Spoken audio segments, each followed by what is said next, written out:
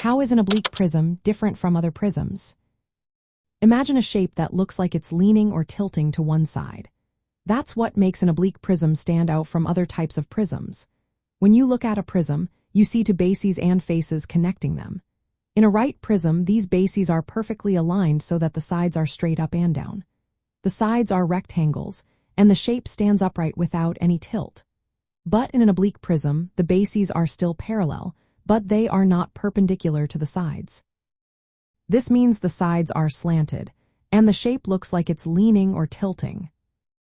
The main difference is in the angles between the bases and the sides. In a right prism, the sides meet the bases at a right angle, which is 90 degrees. In an oblique prism, the sides meet the bases at an angle less than or more than 90 degrees, making the sides parallelograms instead of rectangles. This tilt causes the shape to appear slanted or leaning, unlike the upright stance of a right prism. Both types of prisms have the same number of faces, edges, and vertices depending on the shape of the base. For example, if the base is a rectangle, both the oblique and right prism will have for rectangular or parallelogram faces connecting the two bases. The difference is in how the sides are positioned. In an oblique prism, the edges connecting the bases are slanted, not straight up and down. When measuring the height of an oblique prism, you look at the perpendicular distance between the two bases. This is different from the length of the slanted edges, which are not vertical. The height is the shortest distance straight across from one base to the other.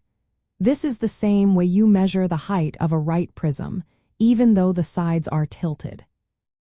Calculating the volume of an oblique prism is just like calculating the volume of a right prism. You find the area of the base and multiply it by the perpendicular height. It doesn't matter if the sides are slanted because the volume depends only on the base area and the height.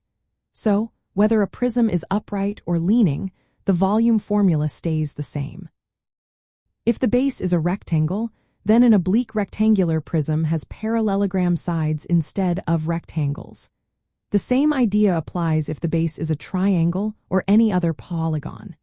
These shapes are called oblique because of their tilt, but they still follow the same basic rules for volume and surface area.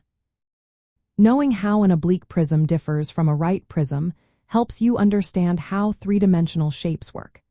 It also helps in real-world situations, like architecture or crystal formations, where shapes are often tilted or leaning.